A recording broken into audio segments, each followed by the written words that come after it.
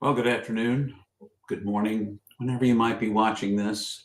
My beloved friends who watch whenever you do, I want to say welcome. And I want to remind you today how infinitely precious and unconditionally loved you are for the gift you are right now, that you are truly a gift. This morning, as I was taking my shower, as is often my case, I was listening to music. And as I was listening to music, Christina Perri's song, Human, with the chorus, I'm Only Human, came on. And it set me to pondering because I hear people say, particularly when they haven't quite lived up to some imagined mark or somebody else's expectations, or sometimes their own expectations, they tend to say something like, or one of the things they might say is, I'm only human. And it kind of denigrates what it means to be human. We forget that this being human is a gift. And if you are a person of spirit, a person of faith, you believe that actually the infinite mystery of the universe, God, if you will, made you to be this being, the way you are right now, who you are at the core of your being. And no matter the frustrations or chaos you might be living through in the midst of everything else, you are a gift. And being human as you are, with all its frailties and limitations, as well as its triumphs and graces and opportunities to take risks and give ourselves away, all of that is rolled up into this beauty of being human. This is the 40-week period we're in the midst of, called Lent in the Christian tradition. It's a season of preparation before Easter Sunday.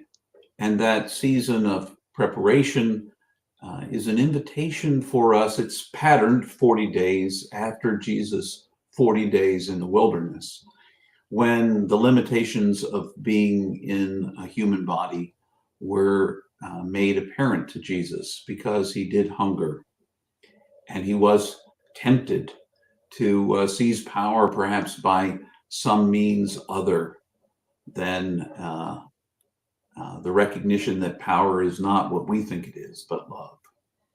And he was invited to worship something other than God. And in that, his limitations, his exhaustion, his hunger, his thirst, all of those things came together to make his own humanness a gift. And he models for us this kind of gift that being human is. If you happen to be a follower of Jesus, a Christian, we believe that God, the Christic part of the eternal God, chose to take form in the person of Jesus. And if it was good enough for Christ, perhaps it ought to be good enough for us. That this being human is challenging, and sometimes we fail at it, and sometimes we succeed at it. But in the midst of all of that, this being human is truly a gift, an opportunity to learn and to give and to grow and to know ourselves as part of what God's doing in this big picture we call the universe. And no matter how infinitely small we may feel we are, even in that smallness, we are infinitely precious. We have a gift to give, and it's a unique gift. Being human means that there is no other like you, nor has there ever been, won't ever be.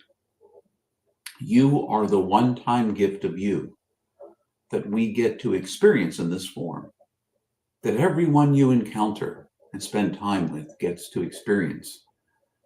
Uh, so I want to encourage you. The next time you find yourself tempted to say, well, I'm only human, oftentimes because unrealistic expectations have been placed on you, as particularly in Western society it is, the idea that we work 12, 14, 20 hours a day, sleep a little bit, and then start again tomorrow is truly a fallacy, a mistake, and is false, blatantly so. When you feel the pressures of not being able to measure up to 20-hour days, or able to find any kind of balance between your work life and your home life, your personal life, when you feel like this being human is only human, stop yourself for just a moment and think about what a gift you really are. Now, some of you who listen to me, and sometimes myself included in that picture, find it hard to believe that we are that valuable, that we are infinitely precious and unconditionally loved as the gifts we already are. And yet, I want you to catch yourself with negative self-talk, with self-deprecating humor when you think you're less than, because you can't be less than you, because you are you. And there's no comparing you to anybody else other than our common humanity and a similar chemical composition. The truth is, the way consciousness in this universe rises up in you is unique to you. So celebrate that. Be thankful that you're human, that you get to be human, that you get to make choices with your life, that our animal siblings in the world are more driven by instinct. We have instincts too, but we also get to make more conscious choices about what we do. So be aware of the gift of your humanness. Be aware and thankful for the gift of your humanness. And remember, in the midst of it all, that you are indeed infinitely precious and unconditionally loved for the gift you already are. Thanks for coming to be with me today as you continue this journey of life.